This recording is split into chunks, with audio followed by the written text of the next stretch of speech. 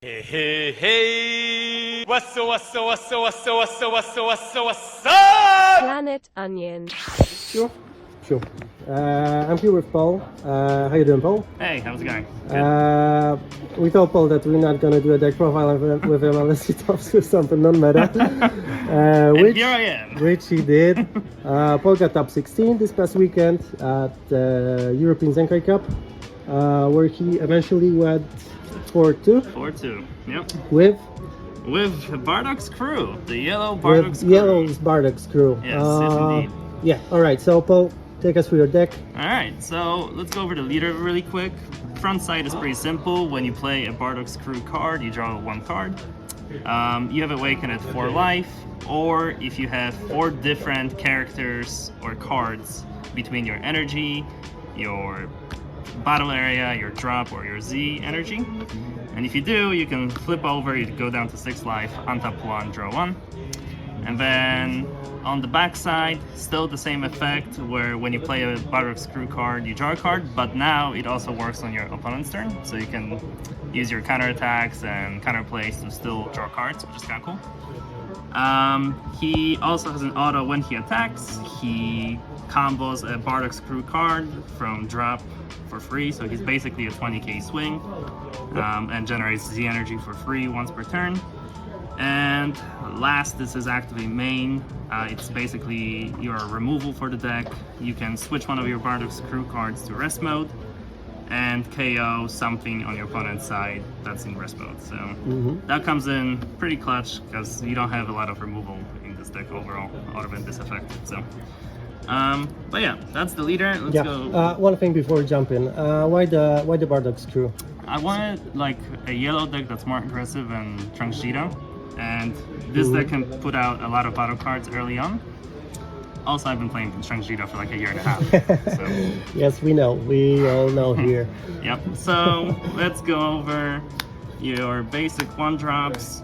He comes out, looks at top 5, picks up a Bardock's crew or a yellow Unison with a cost of 2. And all of these cards have the same permanent, where if you have 4 different same requirements as the Awaken, if you have 4 different Bardock's crew cards, he gets plus 6k, so he's at 10k. That does come up if you're playing a slow deck. You can spam them out really quick, do your Awaken, they're all 10k, swing with those and keep going. So it's kind of nice. Then probably the better card is the Fascia. Basically, she has the exact same effect as him, but you don't play her. You just pitch her to drop, look at top 5, do the same thing. You always want to open with one or the other, preferably this one, so you can search this guy out and play him. So, yeah. Then I have 2 copies of Shugesh. He's just a play it, draw a card. With your leader effect, you draw 2. So again, you're looking for him and all of these cards in your first turn. Then we have the BARDOCK'S. He's an older card from way back. He basically has the same effect as this guy. He looks at top 7 instead of top 5, so he's a deeper search. He also does not have energy restriction, so this guy can only pick up 4 or less. This guy can pick up any Bardock's crew. So if you were to play the SCR, you could pick it up with this guy. I don't play it, but you could. Then I have 3 copies of Tora. He's the counterattack guy, so you want to, that lets you draw a card in your opponent's turn, which is key because you don't have a lot of card drawing in this deck. He just negates the attack and gets played. Same permanent as these guys. He gets a 10k, which is kind of irrelevant. And then he has an auto where if you pitch one card, your opponent cannot swing at your non-leader cards unless they rest something. So it's kind of like a Mecha Frieza, but it protects your board and it does not protect your leader. I never use that effect. I just play it to counter the attack, and that's basically it. Unless I want to protect the Unison, but that doesn't come up too often. And then 3 copies of BARDOCK'S. This guy is the counterplay. He goes for deflect because the counterplay is just play this guy, and then you switch something to rest mode 7 or less. And that's my 1-drops package. Let me get these guys out of here. As you see, you have to play a lot of Bardock's crew, otherwise this deck does not work. Then I only played 3 copies of this Unison.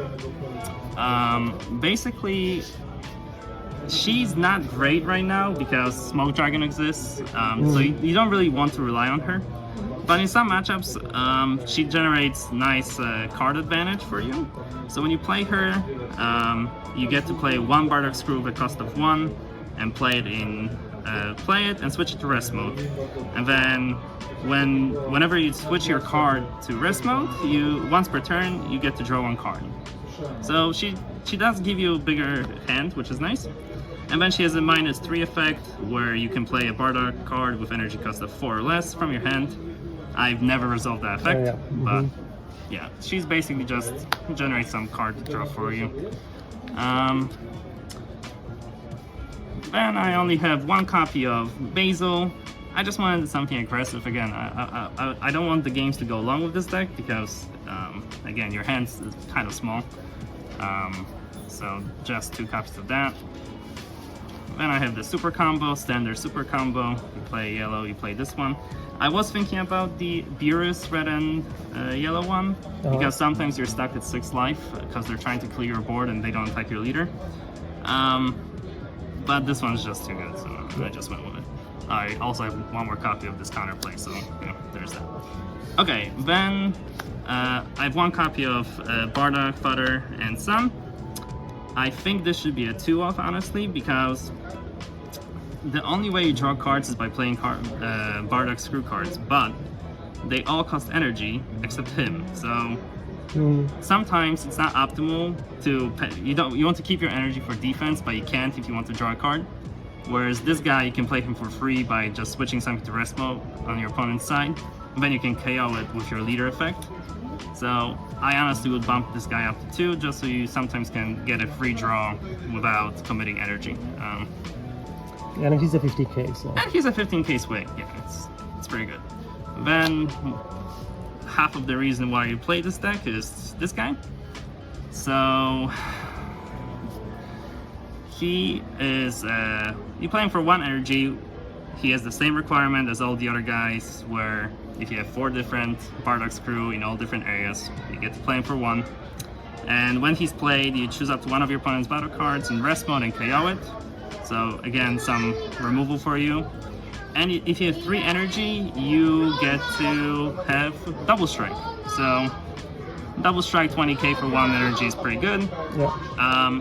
He also has an effect once per turn where you can switch, when he switched to rest mode by, let's say, your leader skill, he restands. So you use this guy to trigger your KO effect on your leader. So, and you don't lose an attack. Then the other Great Ape, BARDOCK'S, this guy is even better. Same idea, you pay him for 1, but instead of KOing a card, he switches something to rest mode when he gets played. And once you have 3 energy, you get a dual attack. So 20k swing, dual attack, pretty good pressure. One thing to keep in mind, this limit 1 does not require you to have 3 energy to play them. The only 3 energy is the permanent, so you can play him turn 2 if you know your opponent doesn't have good removal in their deck. Just keep him on board turn 2, which is usually the turn you awaken anyway. And then once turn 3 comes in and he survived, he gets dual attack and you can play the second one, so you can have 2 of these guys out on turn 3, right? That worked really well against some decks. Obviously other decks have a bunch of removal and you can't do it, but you have to play around what your opponent plays.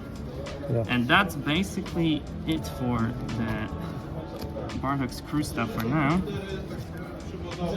Then, of course, we're playing yellow, so we're playing 3. I'm only playing 3 copies of Mecha Frieza, not 4. Again, you have the other negate, and you really need to have. I think 30 Bardock's Crew cards in this deck. So you can't afford to have too many generic yellow support cards, to be honest. So 3 is fine. You see it when you need it. 2 copies of Cooler, because of course we're playing yellow.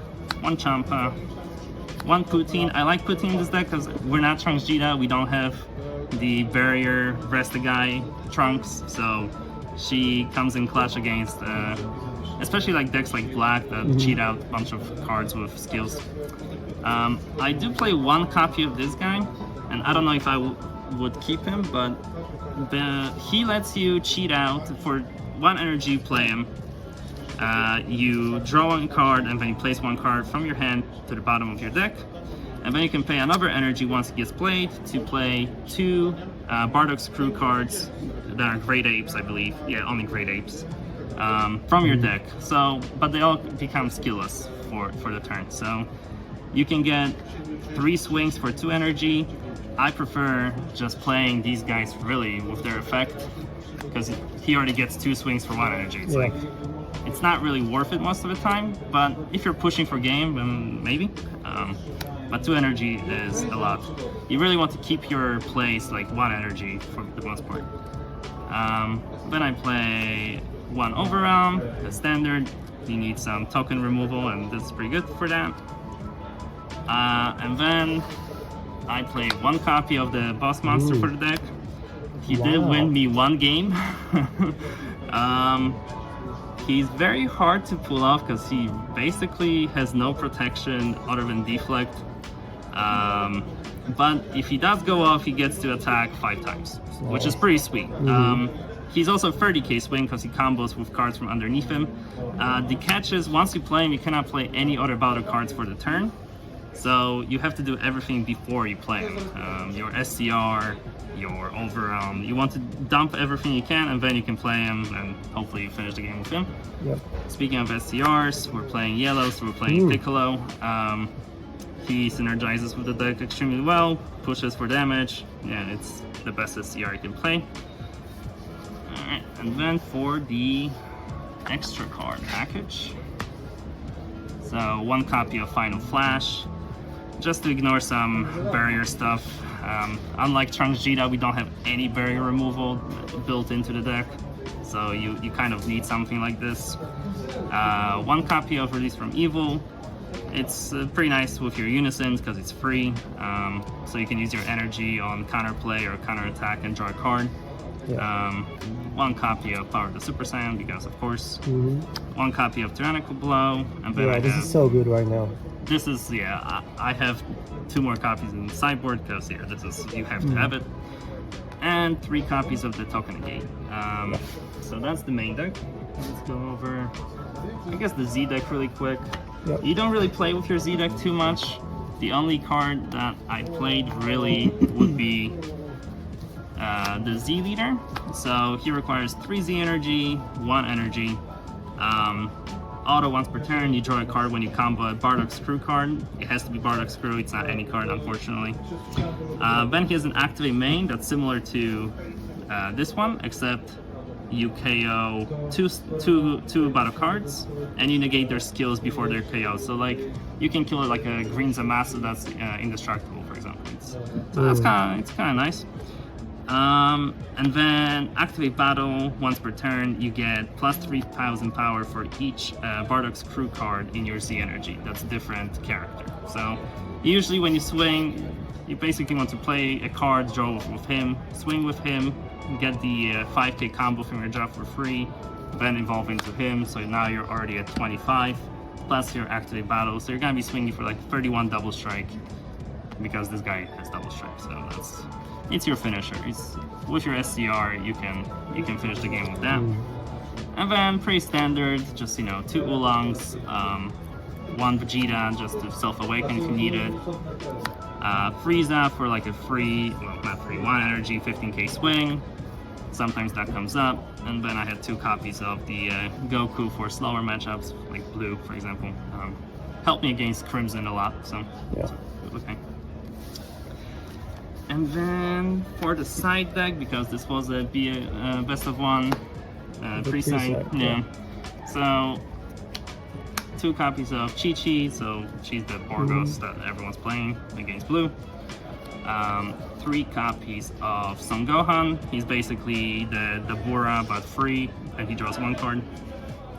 You don't want the Buras because, again, you want to spend your energy on Bardock's Crew cards on your opponent's turn to draw a card.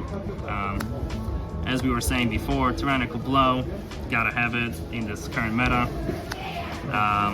1 more copy of Final Flash, because again, you can sometimes, like, I played against Red Sin. They would leave their 8-drop in active mode, so the only way for me to really kill it, because I don't have barrier removal, would be to Final Flash it, switch it to rest mode 1 of the apes, and then KO it with my leader, for example, right? If you don't have Final Flash like that, then you're gonna be stuck with a barrier card for the rest of the game. I played 3 copies of Forbidden Power. Not sure about this card. It was either this or Flying Nimbus. You want this against black, especially because your Mecha Frieza is basically a dead card in that matchup. They will Super Kamea it and you'll be very sad.